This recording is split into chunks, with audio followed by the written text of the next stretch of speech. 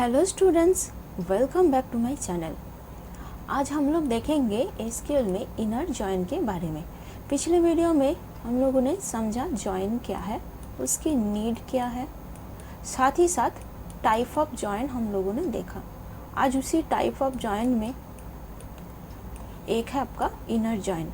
बाकी और भी बहुत सारे जॉइन होते हैं, जैसे self join, full outer join, left outer join, right outer join. ये सब जॉइन को एक एक करके वीडियो में हम लोग देखेंगे। आज हम लोग अच्छे से समझते हैं इनर जॉइन के बारे में। इनर जॉइन का मतलब क्या है, इसके रिलेटेड आप लोगों को कोई भी क्वेश्चन जो आपके इंटरव्यू के पूछ सकते हैं, वो सब क्वेश्चंस को हम कवर करेंगे। इतने अच्छे से समझेंगे ताकि आप एक बार इसको समझ लें तो फ्यूचर में आपको कोई गलती ना हो। वीडियो में आगे बढ़ने से पहले आप सबसे एक रिक्वेस्ट है, जो लोग मेरे चैनल पर नए हो वो सब मेरे चैनल को सब्सक्राइब ज़रूर कर दीजिएगा। अपने दोस्तों के साथ भी इसको शेयर ज़रूर कीजिएगा। चलिए अभी वीडियो को शुरू करते हैं, देखते हैं इनर जॉइन क्या है। Inner join. The inner join keyword select records that have matching values in both table. Join को हर टाइम यूज़ करने के लिए क्या होगा, मिनिमम 2 टेबल के रिक्वायर्ड है। 2 टेबल को रखना ही पड़ेगा। साथ ही साथ रिक्वायर्ड क्या है, दोनों टेबल में कोई भी रिलेशन ज़रूर होना चाहिए। मतलब इस टेबल में एक कॉलम है जो इस टेबल के कॉलम के साथ मैच कर रहा है, वो बहुत ज़रूरी है। इस टेबल के रो के साथ इस टेबल के रो को मैच करना ज़रूरी है। अगर मान लीजिए आप एक ऐसा टेबल क्रिएट कर रहे हैं जहाँ पर एक आपका स्टाफ का डिटेल्स है और दूसरे में आपका कस्टमर का डिटेल्स है। मान लीजिए ये एक होटल की टेबल है।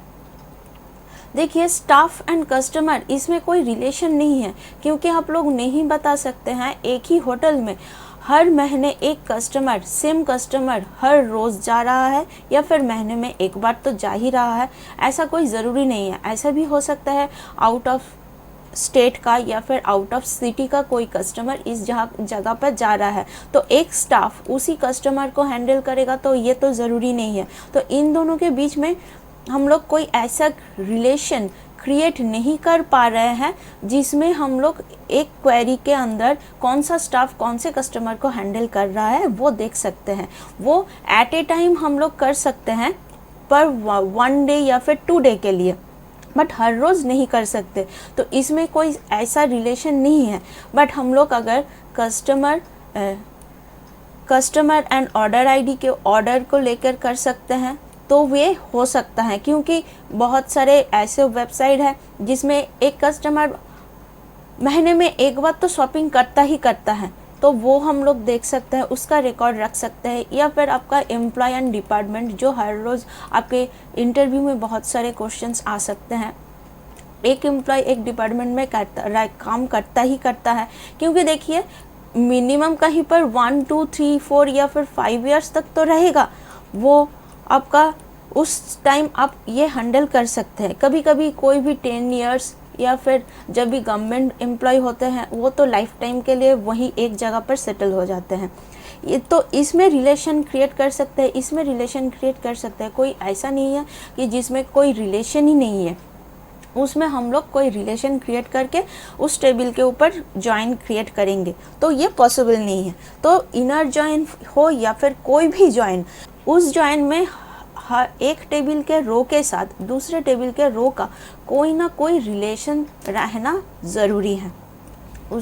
अगर रिलेशन रहेगा तो ही हम लोग क्वेरी को लिख सकते हैं। अभी देखते हैं, देखिए इनर जॉइन। इनर जॉइन में क्या है, इस वेन डायग्राम से देख सकते हैं, ये टेबल 1 है, ये टेबल बी है।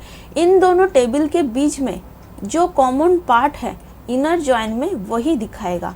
मान लीजिए एक टेबल 1 है जिसमें आपका नंबर दिया गया है 1 2 3। यहाँ पर देखिए एक टेबल क्रिएट करते हैं, ये टेबल 1 है और ये टेबल 2 है। ये 1 है, ये टेबल 2 है, जिसमें हम लोग लिखते हैं A B C, common part में है D E, यहाँ पर F G एंड H है। तो हम लोग अगर इनर जॉइन को चलाएंगे तो इसमें आउटपुट में क्या दिखाएगा, D एंड ई को आउटपुट में दिखाएगा। ए हमारे आउटपुट में आएगा। क्या आएगा? डी एंड ई। अगर इनर जॉइन का हम लोग लिखेंगे तो डी एंड ई आएगा। इसको और भी बहुत अच्छे से समझते हैं और इसको लिखने का तरीका भी क्या है वो भी हम लोग देखते हैं। देखिए इनर जॉइन में क्या दिया गया है, the inner join keyword returns only rows with a match in both table, which means that if you have a product with number of category ID or with a category ID that is not present in the categorized table, that record would not be returned in the result। जो दोनों table में match है सिर्फ वो ही दिखाएगा, जो नहीं है दोनों में वो नहीं दिखाएगा। देखिए A B C F G H ये दोनों, ये तीन एंड ये तीन ये टेबल में मौजूद है, 1 और 2 में मौजूद है, बट दिखा क्या रहा है? सिर्फ डी एंड ई, क्योंकि डी एंड ई दोनों टेबल पे प्रेजेंट है। तो इनर जॉइन का मतलब सिर्फ यही है। ये वेन डायग्राम को अगर याद रखिएगा तो आपको बहुत अच्छे से समझ में आ जाएगा कि जो कॉमन पार्ट है सिर्फ वही इनर जॉइन शो करता है। इसको अच्छे से और एग्जांपल से समझते हैं, इसको कैसे लिखा जाता है और इसका क्वेरी जब हम लोग लिखेंगे तो उसमें आउटपुट क्या आएगा, इसका क्वेरी क्या होता है वो भी देखते हैं। देखिए यहाँ पर मैंने एग्जांपल के लिए एक ऑर्डर टेबल लिया है और एक कस्टमर टेबल लिया है। ऑर्डर टेबल में क्या है? ऑर्डर आईडी है, कस्टमर आईडी है एंड किस डेट में ऑर्डर किया गया है वो डेट दिखाया गया है। और कस्टमर टेबल में क्या है? कस्टमर आईडी है, नेम है और कौन से प्लेस में रहता है कस्टमर वो दिखाया गया है। देखिए दोनों में कॉमन रो क्या है? Customer ID. इस टेबल में भी कस्टमर आईडी है, इसमें भी कस्टमर आईडी है। इसमें डेटा में कॉमन क्या है? देखिए सिर्फ 01 यहाँ पर भी है, 01 यहाँ पर भी है, 03 यहाँ पर है, 03 यहाँ पर है। तो अभी क्वेरी लिखने का क्या तरीका है? देखिए सिलेक्ट ऑर्डर आईडी। हम लोगों को सबसे पहले कंडीशन में क्या क्या हम लोग एक टेबल में शो कर रहे हैं वो वर्चुअल इमेज हम लोगों के कंप्यूटर स्क्रीन में आएगा। उसमें क्या होगा? ऑर्डर आईडी आएगा, कस्टमर नेम आएगा एंड ऑर्डर डेट आएगा। अगर हम लोग ऑर्डर डेट की जगह प्लेस देते हैं तो वो प्लेस भी आएगा। प्लेस को हम लोग कैसे लिखेंगे? कौन से टेबल में है? कस्टमर टेबल में है, कस्टमर डॉट प्लेस ऐसे करके लिखेंगे तो आ जाएगा। देखिए यहाँ पर लिखा क्या है? देखिए यहाँ पर सिलेक्ट में क्या दिया गया है? Order dot order ID. तो ऑर्डर के ऑर्डर आईडी को हम लोग शो करेंगे। कस्टमर डॉट नेम, कस्टमर के कस्टमर नेम को उठाएंगे एंड ऑर्डर टेबल के ऑर्डर डेट को लिखेंगे। तो ऑर्डर्स डॉट डेट, यहाँ पर ऑर्डर्स होगा, यहाँ पर एस सिलेक्ट कर देते हैं तो इसमें ऑर्डर्स होगा। फ्रॉम कौन सा? Order table. ये टेबल ए है एंड ये टेबल बी है। तो ए टेबल के ऑर्डर्स इनर जॉइन क्या होगा? किसके ऊपर हम लोग लिखेंगे? Inner join customer. तो ऑर्डर्स एंड कस्टमर्स इन दोनों टेबल के ऊपर बेस करके हम लोग ये क्वेरी लिख रहे हैं। तो from orders inner join customer orders table A inner join table B on. अभी कंडीशन क्या है? कंडीशन यही है orders dot C I D, order table के customer ID equal to customer table के customer ID, customer dot C I D. Customer table के customer ID इन दोनों को मैच करेंगे। ये दोनों जब क्वेरी चलेगा, ये दोनों जब इक्वल होंगे, ये और ये कॉलम इक्वल होंगे तो आउटपुट दिखाएगा। अभी इस क्वेरी को जब हम लोग SQL सर्वर में रन करेंगे तो आउटपुट में क्या दिखाएगा? देखिए ये टेबल वर्चुअली टेबल क्रिएट होगा और इस टेबल में रहेगा सबसे पहले ऑर्डर आईडी, उसके बाद आएगा कस्टमर का नेम, क्योंकि हम लोग यही चीज़ को डिस्प्ले में दिखा रहे हैं। उसके साथ आएगा आपका डेट।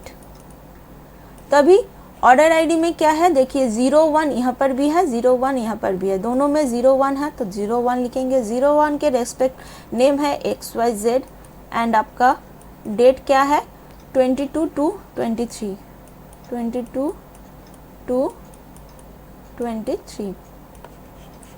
अभी देखिए नेक्स्ट आपका 2 नहीं है तो दोनों टेबल में 2 नहीं है तो 2 की रिकॉर्ड को नहीं शो करेगा। अभी 3 है दोनों टेबल में, यहाँ पर भी 3 है तो अभी 03 को शो करेगा। उसका रेस्पेक्टिव नेम क्या है? A बी एंड सी। उसका डेट क्या है 26/11/23। तो ये हमारे आउटपुट में आएगा। हम दोनों इन दोनों टेबल के ऊपर जो क्वेरी कर रहे हैं इनर जॉइन की, तो उसका आउटपुट ये आएगा, ये आपका आउटपुट होगा, राइट।